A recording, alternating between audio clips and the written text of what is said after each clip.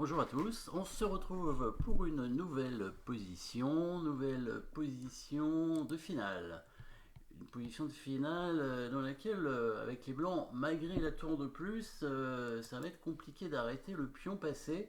Et donc, il faut se contenter de la nulle. On va essayer déjà de faire nul, c'est-à-dire d'arrêter le pion, ou alors de trouver peut-être un échec perpétuel ou un pat, possibilité de nul, ou bien une position de nul théorique. Alors ici, normalement, si on laisse faire dame, pour que ce soit nul, il faudrait quand même prendre le cavalier et garder notre cavalier. Donc tour cavalier contre dame, ça fait nul. Par contre, tour contre dame, c'est perdant.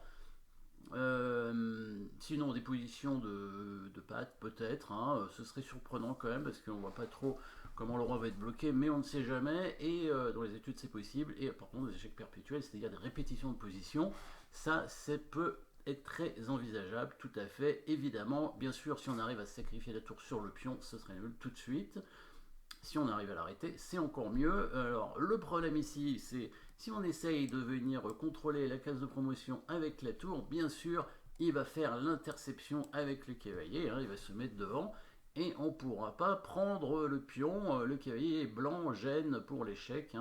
Il n'y aurait pas le cavalier, ce serait nul facilement finalement. Si on n'avait pas le cavalier blanc, en D8, on ferait tour F1, il serait obligé de faire cavalier blanc pour éviter que la tour vienne en D1, et on ferait échec en F8, et on reviendrait en D8 pour attaquer le pion, et voilà, et ce serait nul assez facilement. Le cavalier nous gêne.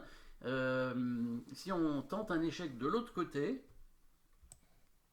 il va venir en B8, évidemment, il n'a pas le choix. Et si on refait la même chose de ce côté-là, il va faire aussi la même chose. Il va mettre son cavalier en C1 et il va bloquer la tour, toujours l'interception.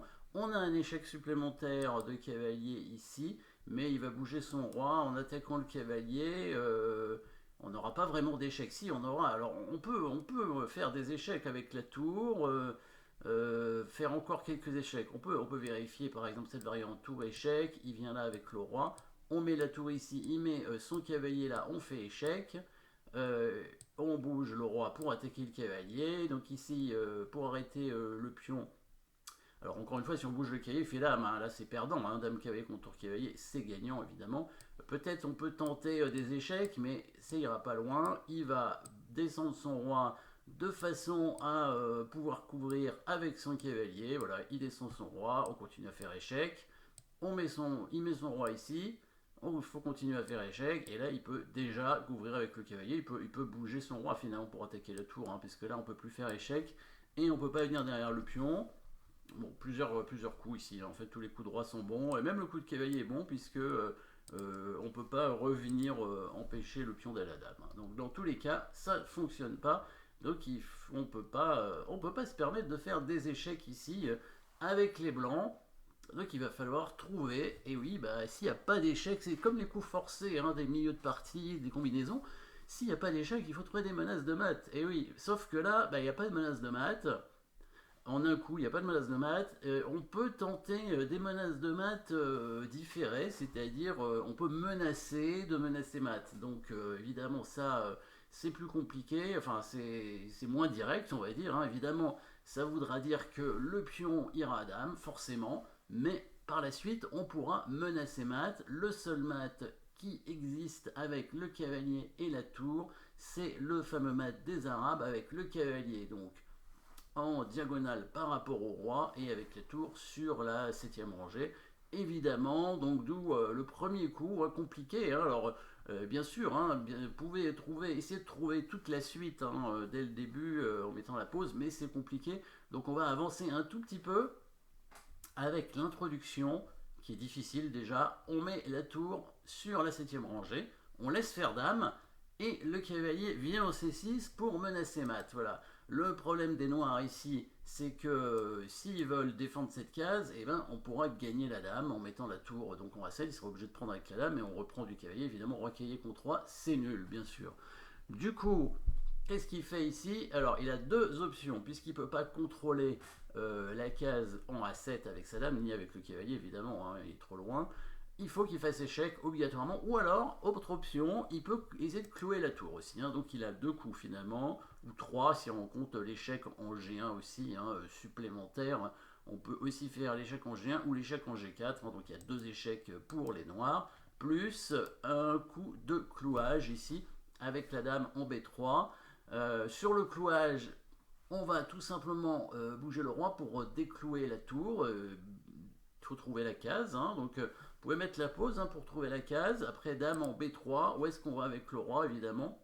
2 options, hein, on va pas...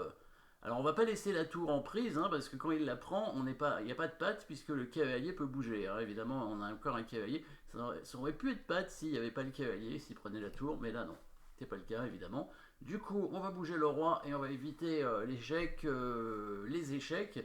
Et donc la case où on évite le plus d'échecs, c'est la case en F8, parce qu'il n'y a qu'un seul échec, hein, sinon la dame est prise. Donc il est obligé d'aller en A3, et là on revient, et il n'y a toujours pas d'autre option que de clouer la tour. Alors il peut venir en A2 si ça l'amuse, mais on revient. Voilà, et du coup ça va faire une répétition de position, hein, il ne pourra rien faire. Soit il refait échec, on revient toujours en G8, soit il bouge son cavalier, on fait tour à 7, et ça fait nul. Donc dame, le roi cavalier contre roi, ça fait nul, hein. Donc évidemment, si il bouge son cavalier n'importe où, hein, hop, échec évidemment, il prend, et là c'est une position morte, hein, roi cavalier contre roi, ça fait nul tout de suite. Du coup, les noirs ils vont probablement faire un échec. Alors, l'échec en G1 n'a pas l'air intéressant, donc ça se vérifie, hein, dame G1. Qu'est-ce qu'on joue ici? Tout simplement, voilà, vous pouvez trouver le bon coup, c'est simple. Si on couvre avec la tour, la dame noire n'a plus d'échec, du coup, bah, on va le faire, hein. Puisque comme il n'a plus d'échec, au prochain coup, soit on lui prend sa dame s'il a pris sa tour, soit on fait échec avec la tour au A7, et il sera obligé de prendre la tour, et ce sera la fameuse position morte. Donc le seul coup qui reste pour les noirs, c'est l'échec en G4. Et là, est-ce qu'on va couvrir avec la tour? Là, c'est moins intéressant de couvrir avec la tour, parce que maintenant, bah, il va pouvoir faire échec, et probablement prendre le cavalier, hein, il va faire plein d'échecs. Après, si on bouge le roi, c'est la même chose, hein, il va faire plein d'échecs. Non, si, ça dépend, il y a une case où si le roi bouge, il ne fait pas plein d'échecs. Donc, si la tour bouge, le problème c'est qu'il a 3 échecs à sa disposition, hein, donc il faudrait vérifier les 3 différents, C8, E6, C4. Pas sûr que la prise du cavalier soit forcément un gain immédiat pour les noirs. Oui, c'est ça la petite pointe dans cette finale, c'est ça qui est intéressant à mon avis dans cette finale à voir, c'est qu'il y a certaines positions très rares, hein, qui peuvent arriver, hein, c'est tout à fait possible, avec roi tour qui fait nul contre roi dame. Et c'est ce qui va arriver en fait ici. Le cavalier noir, le cavalier blanc, le cavalier noir il sert à rien. Le cavalier blanc va être pris, mais la dame va être très très mal placée, et du coup les blancs vont avoir des échecs qui permettront soit de répéter la position, soit de gagner la dame, et donc de faire nul, hein, tout de suite. Donc ici, on va se mettre sur la case qui permet d'éviter le maximum d'échecs. C'est la même case que d'habitude, on se met en F8 derrière la tour. Les noirs n'ont qu'un seul échec à leur disposition, c'est celui-ci en C8. Et là, on revient en G7. Si les noirs reviennent en G4, on revient en F8, ça ne sert à rien, donc pour eux, ce sera une répétition de position. La seule façon pour eux de continuer la partie pour essayer de gagner, hein, donc ça sert à rien encore une fois de contrôler la case A7, hein, bien sûr, on a vu tout à l'heure, c'est de prendre le cavalier, et voilà, ça c'est la fameuse position avec roi tour contre roi dame qui fait nul. Donc intéressant à voir, le roi, il faut que le roi adverse soit au bord de l'échiquier, même sur la 8e rangée, hein, ou la première, ça dépend si on a les blancs ou les noirs.